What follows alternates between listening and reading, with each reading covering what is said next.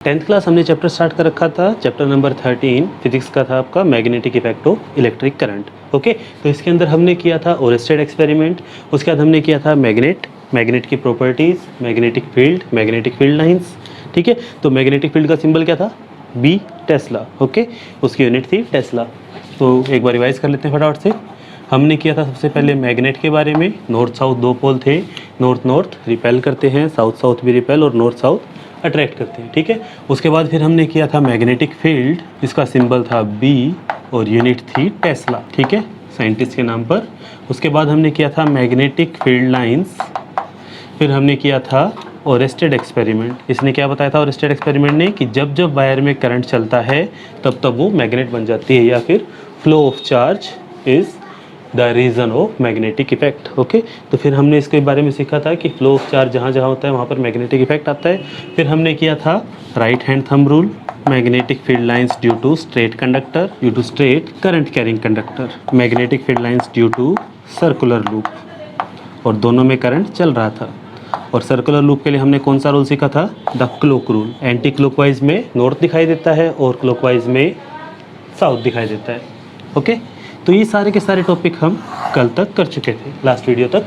अब जो हमारे पास नेक्स्ट टॉपिक है उसके अंदर हमारे पास क्या, देखो अभी पता लग गया था कि जैसे जैसे करंट चलेगा वायर में तो मैग्नेट बन जाती है।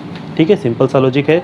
अब उसमें क्या है कि अगर हम एक लंबी वायर ले लें तो उसकी लेंथ के ऊपर डिपेंड करेगा, लेकिन अगर हम उस वायर को मोड़ देते हैं, अगर हम उसको सर्कल की शेप में कर देते हैं तो क्या होगा? उसका मैग्नेटिक इफेक्ट फिर भी आएगा और वो से ज़्यादा आएगा। ठीक है, अगर हम ऐसे बहुत सारे सर्कल ले लें, ठीक है, तो इसमें क्या होगा? We have n number of loops. इस तरह से हमारे पास बहुत सारी लूप्स हैं जिसको हमने एक बैटरी के साथ कनेक्ट कर दिया, और जैसे ही हम स्विच को ऑन करेंगे तो वैसे इसमें करंट चलेगा, और करंट के चलने से ये वाली लूप मैग्नेट की तरह इफेक्ट दिखाएगी, ये भी मैग्नेट की तरह, और इस सब के सब मैग्नेटिक इफेक्ट दिखाएंगे, जिसकी वजह से हमारे पास ओवरऑल मैग्नेटिक इफेक्ट बढ़ जाता है, मैग्नेटिक फील्ड बढ़ जाता है। और इस सेटअप को हम बोलते हैं सोलिनॉइड। तो सोलिनॉइड क्या होता है पता लगा? चलिए इसकी एक बार डेफिनेशन में लिख देता हूँ, उसको नोट कीजिए। तो ये है आपके सोलिनॉइड के बारे में। सोलिनॉइड क्या होता है? एक सिलेंड्रिकल कोइल है, अपने पास एक सिलेंडर शेप है, आयरन आप यूज़ कर सकते हो इसके अंदर, कोई और मेटल भी यूज़ कर सकते हैं, लेकिन हम जनरली सॉफ्ट आयरन यूज़ करते हैं, क्योंकि सॉफ्ट आयरन में उसकी मैग्नेटिक प्रॉपर्टी थोड़ी ज़्यादा होती है बाकी मेटल के मुकाबले, और वो परमानेंट मैग्नेट भी नहीं बनता। ठीक है, तो हमारे पास क्या है? एक सिलेंड्रिकल कोइल है जिसको हमने बहुत सारे उस पर टाइटली बाउंड टर्न्स, उसके ऊपर हमने बहुत सारे टर्न्स लगा दिए। इंसुलेटेड कॉपर वायर, उसके ऊपर बहुत सारी टर्न्स होती है कॉपर वायर की। ओके, कॉपर वायर अपने पास आपको पता है तांबे की तार, लेकिन इंसुलेटेड वर्ड है इसके ऊपर, इसका ध्यान रखना। देखो अगर इंसुलेटेड नहीं होगी, यानी कि उसके ऊपर कोई कोटिंग नहीं होगी, तो जैसे हम उसको उसके साथ, ये अपने को दिखाने के लिए थोड़ा दूर दूर है लेकिन रियल में बहुत पास होते हैं, तो करंट सीधा निकल जाएगा। हम चाहते हैं कि वो कोइल के थ्रू ही पास करे। ओके, तो इसलिए हम इंसुलेटेड कॉपर वायर यूज़ करते हैं। इंसुलेटेड में क्या होगा? इसके ऊपर एक लेमिनेशन होती है। ठीक है, वायर के ऊपर आपने जैसे देखा है अपने पास जो घरों में वायर लगी होती है इसके ऊपर प्लास्टिक की कवरिंग होती है, लेकिन इंसुलेटेड कॉपर वायर में प्लास्टिक की कवरिंग नहीं होती। ठीक है, जैसे कि अगर अपने पास एग्जांपल लिया जाए तो ये अपने पास ऐसे वायर है, वायर में देखो आपकी इसके ऊपर ये प्लास्टिक की कवरिंग दिख रही है आपको, ये रेड कलर का प्लास्टिक है, ये ब्लू कलर का, लेकिन जो इंसुलेटेड कॉपर वायर है उसके ऊपर पेंट होता है। ओके, इंसुलेटर का पेंट होता है। तो जैसे ही हम इसमें से करंट पास करेंगे तो ये करंट चलने की वजह से क्या बन जाएगा? मैग्नेट बन जाएगा, और जहाँ पर एंटी क्लॉकवाइज चल रहा है वो नॉर्थ पोल होगा और क्लॉकवाइज वाले के लिए साउथ पोल होगा। ओके, इसका मैग्नेटिक इफेक्ट डिपेंड करता है नंबर ऑफ टर्न्स पे, कितनी टर्न्स हमने लगाई है और उसमें से करंट कितना चल रहा है। आप इसको कंबाइन करके फॉर्मूला बनाएंगे तो हमारे पास फॉर्मूला बनता है डायरेक्टली प्रोपोर्शनल टू एन आई, और जब ये हटेगा तो कांस्टेंट आएगा, तो इसमें हम कांस्टेंट यूज़ करते हैं mu naught. This is constant of proportionality, और इसकी वैल्यू होती है 2 पाई मल्टीप्लाई बाई 10 की पावर -7। ठीक है, ये फॉर्मूला हमारी 10th के लिए इंपॉर्टेंट नहीं है, बट कंपटीशन एग्जाम में कई बार पूछ लिया जाता है। ठीक है, NTSC वगैरह के लिए। तो ये है आपका सोलिनॉइड। तो जैसे इसमें करंट चलेगा तो क्या बन जाएगा? यस, मैग्नेट बन जाएगा। ओके, एक बार आप इसको नोट कीजिए।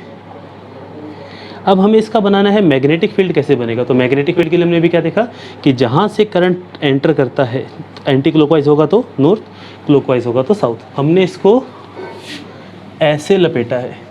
ठीक है, इस तरह से हमने इसको लपेटना शुरू किया था। हम इसको ऐसे लपेटते गए और हम आगे की तरफ बढ़ते गए। तो अगर हम इसको एज इट इज़ आपकी तरफ घुमा दें इस हाथ को, तो ये आपके लिए आपकी तरफ से क्या है, एंटी क्लॉकवाइज है, और मेरी तरफ से क्लॉकवाइज है।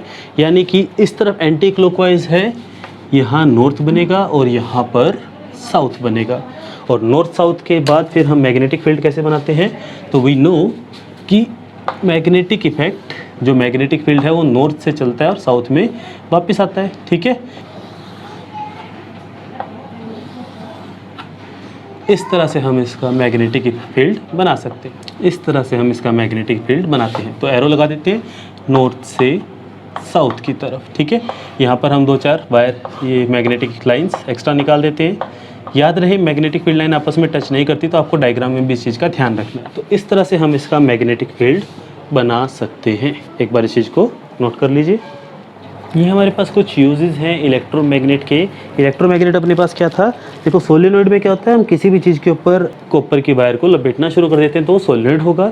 लेकिन अगर हम किसी भी चीज़ की जगह हम सॉफ्ट आयरन यूज़ करते हैं तो हम उसको बोलते हैं इलेक्ट्रोमैग्नेट। सॉफ्ट आयरन उसकी मैग्नेटिक प्रॉपर्टीज़ को कई गुना ज़्यादा बढ़ा देता है। ठीक है, तो इसलिए हम सॉफ्ट आयरन को यूज़ करते हैं, तो वो इलेक्ट्रोमैग्नेट बन जाएगा। इलेक्ट्रोमैग्नेट होते हैं हमारे पास 2 शेप में, one is straight magnet, straight यानी कि आई शेप बोलते हैं हम उसको। सेकंड है हमारे पास यू शेप मैग्नेट। तो ठीक है, देखिए एक बार हम इनकी बात कर लेते हैं। जैसे मान लीजिए मेरे पास ऐसे एक स्ट्रेट लोहे का टुकड़ा है, ठीक है, आयरन का टुकड़ा है, मैंने इसके ऊपर लपेट दिया तो ये सोलेनोइड बन गया, और इसका दूसरा नाम क्या है, इलेक्ट्रोमैग्नेट। जैसे इसमें करंट चलेगा तो ये मैग्नेट बन जाएगा और मैग्नेट की प्रॉपर्टीज़ शो करना शुरू कर देगा।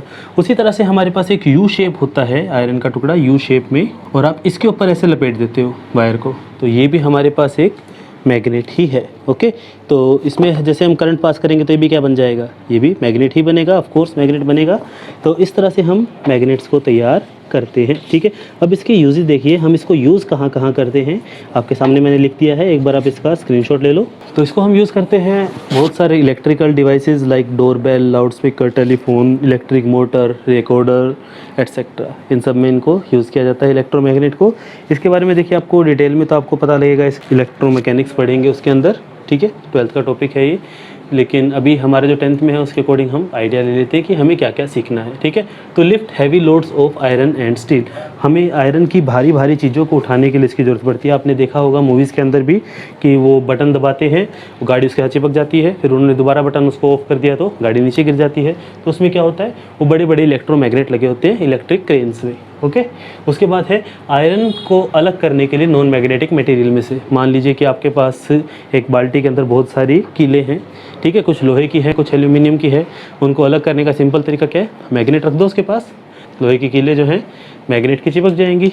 ठीक है, और एल्यूमिनियम नहीं चिपकेगा। ठीक है, इसको हम ऐसे भी यूज़ करते हैं, और भी अपने पास बहुत सारी ऐसी चीज़ें होती हैं जहाँ पर अपने को सेपरेशन चाहिए होता है। To magnetize a steel bar, इसका देखिए क्या मतलब है, इसका मतलब है कि हमें परमानेंट मैग्नेट भी चाहिए। और परमानेंट मैग्नेट कैसे बनते हैं, हम यहाँ पर सॉफ्ट आयरन की जगह स्टील का टुकड़ा यूज़ करते हैं। ठीक है, जिसकी वजह से वो परमानेंट मैग्नेट बन जाता है। ओके, जैसे उसमें से करंट चलेगा तो मैग्नेटिक बिहेवियर दिखाएगा। स्टील की प्रॉपर्टी है कि वो एक बार मैग्नेट बन गया तो परमानेंटली मैग्नेट रह जाता है। ओके, इसको फिर हम यूज़ करते हैं to remove iron bits from eyes और अदर। ठीक है, जैसे होता है कई बार कि जैसे मैकेनिक्स होते हैं, ठीक है, गाड़ियों के मैकेनिक्स है, वो उसको गाड़ी को ठीक करते हैं, हो सकता है उनकी आंखों में लोहे का टुकड़ा चला जाए, ठीक है, या फिर मतलब ऐसे चोट लग सकती है। तो उस टाइप से क्या है कि ऐसे नहीं है कि हम उसको पकड़ के खींच लेंगे, थोड़ा सा डेंजरस है, उसके लिए हम मैग्नेट का यूज़ करते हैं, सर्जन इसको यूज़ करते हैं, साइंटिफिक रिसर्च में हम करते हैं। तो 12th क्लास में ऐसी बहुत सारी रिसर्च आएंगी जो इसमें हम इसको यूज़ करते हैं। इसमें से एक आता है अपने पास पार्टिकल एक्सेलरेटर। ठीक है, चार्ज पार्टिकल को एक्सेलरेट करने में हम मैग्नेटिक फील्ड का यूज़ करते हैं, और भी बहुत सारे अपने पास साइंटिफिक एक्सपेरिमेंट है जहाँ पर इसको यूज़ किया जाता है। ओके, तो ये है इलेक्ट्रोमैग्नेट के यूजेस। ठीक है, नोट कर लीजिए एक बार। अभी आपकी स्क्रीन पर हैं कुछ differences between electromagnet and permanent magnet. ठीक है, तो एक बार इनको नोट कर लीजिए। इलेक्ट्रोमैग्नेट होते हैं टेम्परेरी मैग्नेट, जिसको हम करंट की मदद से बनाते हैं, लेकिन परमानेंट मैग्नेट होते हैं जो जैसे शुरू में थे वैसे ही रहते हैं। इनकी मैग्नेटिक इफेक्ट को ख़त्म करना मुश्किल होता है। इसको ख़त्म करने के लिए हम क्या यूज़ करते हैं, इसको गर्म कर देते हैं। मैग्नेट के इफेक्ट को ख़त्म करने के लिए इसको गर्म कर दो तो उसका मैग्नेटिक पावर ख़त्म हो जाएगी, ठीक है। तो इलेक्ट्रोमैग्नेट में करंट जब तक चलेगा तब तक वो मैग्नेट रहेगा, ठीक है। The strength of magnetic field can be increase और डिक्रीज। हम जो है इलेक्ट्रोमैग्नेट की स्ट्रेंथ को कम और ज़्यादा कर सकते हैं, लेकिन परमानेंट मैग्नेट को नहीं कर सकते। उसकी जितनी स्ट्रेंथ थी उतनी ही रहेगी। हाँ, उसको कम कर सकते हैं, उसको रफली यूज़ करेंगे तो। इसकी पोलैरिटी को चेंज किया जा सकता है। पोलैरिटी का मतलब होता है नॉर्थ को साउथ बना सकते हैं, साउथ को नॉर्थ बना सकते हैं। करंट की डायरेक्शन रिवर्स कर दो, सिंपल सी बात है, ठीक है। नेक्स्ट टॉपिक है हमारे पास force on a current carrying conductor. Force on a current carrying conductor when it is placed inside या नियर द मैग्नेटिक फील्ड। अगर हम किसी करंट कैरिंग कंडक्टर को मैग्नेट के पास रखेंगे तो उस पर फोर्स लगेगा, तो आंसर है बिल्कुल लगेगा। क्यों लगेगा, उसका रीज़न क्या है। देखो, करंट कैरिंग कंडक्टर क्या है, मैग्नेट है, और अगर हम उसको दूसरे मैग्नेट के पास रखेंगे तो क्या होगा, या तो अट्रैक्ट करेगा या रिपेल करेगा, ठीक है। तो फोर्स तो लग रहा है ना, तो हमें पता लगा फोर्स लगता है, ठीक है। तो इसके लिए हमारे पास एक सिंपल सी एक्टिविटी है। आपके पास ऐसे एक मैग्नेट है, ठीक है। इसका मतलब है यहाँ पर ये दो मैग्नेट हो गए अपने पास। ये यहाँ पे कंप्लीट है, इधर इस तरह से साउथ होगा इसके पास, और इधर इस तरह से इसके पास नॉर्थ होगा। तो मैग्नेटिक फील्ड किधर जाता है, नॉर्थ से साउथ की तरफ जाता है, ठीक है। इसी वजह से तो एक दूसरे को अट्रैक्ट करते हैं, ठीक। इसमें आपने क्या किया, इसके बीच में ऐसे एक एल्यूमिनियम की वायर रख दी, एक रोड, वायर नहीं रोड, ठीक है। थोड़ी थिकनेस होनी चाहिए। आप एल्यूमिनियम की जगह कॉपर भी यूज़ कर सकते हो, आयरन भी यूज़ कर सकते हो, इट्स योर चॉइस, ओके। फिर हमने इसको ऐसे बाहर एक बैटरी के साथ कनेक्ट कर दिया। तो बैटरी के साथ कनेक्ट करते जैसे हम स्विच को ऑन करेंगे तो क्या होगा, करंट चलना शुरू हो जाएगा। This is positive, this is negative, ऐसे करंट जाएगा। तो जैसे ही इसमें करंट चला तो एक बार क्या बन गया, मैग्नेट बन गया, ठीक है। मैग्नेट बनते ही इसमें से यहाँ भी बाहर भी मैग्नेट है और ये भी मैग्नेट बन गया, तो दो मैग्नेट क्या करेंगे, एक दूसरे के ऊपर फोर्स लगाएंगे, ठीक है। तो इसका एक बार हम एक्सपेरिमेंटल सेटअप लिख लेते हैं। ये है हमारे पास एक्टिविटी 13.7, एनसीईआरटी में ये एक्टिविटी है। This is an important activity, exam में 3 मार्क्स में भी आ सकती है और 5 मार्क्स में भी आ सकती है, ठीक है। तो इसमें हमने क्या किया, हमने अपनी तरफ से एल्यूमिनियम रोड या कॉपर रोड को उठाया, ठीक है, और उसको हमने ऐसे सर्किट में जचा दिया। आप इसमें चाहें तो बुक वाला डायग्राम भी बना सकते हैं इफ़ यू प्रेफर। तो ये है बुक वाला डायग्राम, ओके। और ये वाला डायग्राम भी आप इसमें यूज़ कर सकते हैं। तो प्लेस एन एल्यूमिनियम रोड और copper road between the magnet, हम इस तरह से मैग्नेट के बीच में रखेंगे और complete the circuit by connecting road with battery and switch, okay. तो जैसे ही करंट हम उसमें से ऑन करेंगे तो due to current rod behave like magnet, current चलने से रोड मैग्नेट बन जाएगी and we observe that it displace from its original position. ये अपनी ओरिजिनल पोजीशन से हट जाएगी, ठीक है। ऊपर भी जा सकती है, नीचे भी जा सकती है, ओके। तो इसका रीज़न क्या है, इसका मतलब ये हुआ कि करंट कैरिंग कंडक्टर जो है फोर्स एक्सपीरियंस करता है जब उसको हम एक्सटर्नल मैग्नेटिक फील्ड में रखते हैं। इज दिस ओके, ठीक है। ये चीज़ आपको ध्यान रखने एक बार नोट करो। तो ये है हमारे पास एक्टिविटी 13.7, ठीक है। काफ़ी इंपॉर्टेंट एक्टिविटी है। अब इससे रिलेटेड हम एक फॉर्मूला बनाते हैं। देखिए, हमें पता लगा कि फोर्स लग रहा है, ठीक है। वो फोर्स किसकी वजह से लग रहा है, तो पहली चीज़ वो फोर्स लग रहा है जो बाहर मैग्नेट रखा है उसके मैग्नेटिक इफेक्ट की वजह से, उसके मैग्नेटिक फील्ड की वजह से। तो ये फोर्स किसके ऊपर डिपेंड कर रहा है, बाहर वाले मैग्नेट के ऊपर। अगर बाहर वाला मैग्नेट स्ट्रॉन्ग हुआ तो फोर्स ज़्यादा लगेगा और वीक हुआ तो कम लगेगा। उसी तरह से यह फोर्स डिपेंड कर रहा है इस एल्यूमिनियम रोड में कितना मैग्नेटिक इफेक्ट आया, और वो किसके ऊपर डिपेंड कर रहा है, करंट के ऊपर। तो जितना ज़्यादा करंट चलेगा उतना स्ट्रॉन्ग ये मैग्नेट बनेगा, ठीक है। तीसरा ये डिपेंड करता है इसकी लेंथ पर, ठीक है, लेंथ ऑफ रोड। ये बी क्या है, जो हमने बाहर से लगाया है। एक ही डिपेंड करता है रोड और इसमें एंगल कितना, और इसका है अपने पास साइन थीटा, ओके। तो इन चारों से हमारे पास फॉर्मूला आता है F is equals to BIL sine theta. अगर ये क्वेश्चन 3 मार्क्स में आता है तो आपको सिर्फ एक्टिविटी तक करना है, लेकिन अगर 5 मार्क्स में आता है तो आपको साथ में ये भी करके दिखाना होगा कि फोर्स कितना लगेगा, ठीक है। अब हमें फोर्स की रीज़न पता लगा, फोर्स लग क्यों रहा है, बिल्कुल करंट की वजह से लग रहा है। हमें पता लगा कि कितना लग रहा है, यस, हमारे सामने फॉर्मूला है। अब हमारे पास जो बात है वो है कि फोर्स लग किधर रहा है, यानी कि उस फोर्स की डायरेक्शन क्या है। तो उस डायरेक्शन के लिए हमारे पास रूल है Fleming's left hand rule, okay. तो फ्लेमिंग्स लेफ्ट हैंड रूल कहता है कि आप अपने, ये देखिए आपकी स्क्रीन पर इसकी डेफिनेशन है कि आपको लेफ़्ट हैंड का यूज़ करना है और 3 फिंगर्स यूज़ करनी है अपनी, ठीक है। तो इसमें अपने पास इस तरह से है ये, हमारे पास thumb, 4 finger and middle finger, 3 चीज़ें हैं हमारे पास। तीनों को आप ऐसे लगाओ कि तीनों के बीच में 90 डिग्री बने। ये देखो, ये 90 डिग्री है, ठीक है, यहाँ भी 90 डिग्री है और यहाँ भी 90 डिग्री है। ओके, इसको आपको याद रखना है, FBI, फोर्स, B का मतलब मैग्नेटिक फील्ड और I का मतलब करंट। FBI आपने सुना है, ठीक है, FBI force, magnetic field and current. तो ये हमें बताएगा करंट की डायरेक्शन, ये हमें बताएगा मैग्नेटिक फील्ड की डायरेक्शन और ये हमें बताएगा फोर्स की डायरेक्शन। ओके, अगर हम इस एक्टिविटी की बात करें तो इसमें फोर्स किधर लगेगा, तो चलिए निकाल के देखते हैं।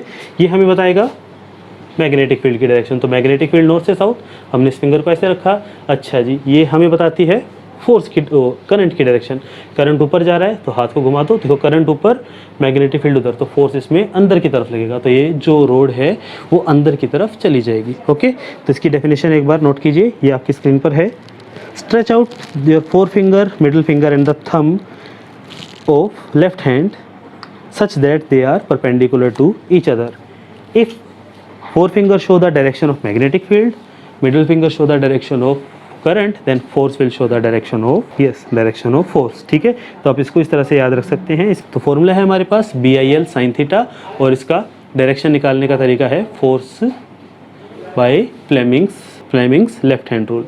ओके, तो एक बार यहाँ तक नोट कीजिए।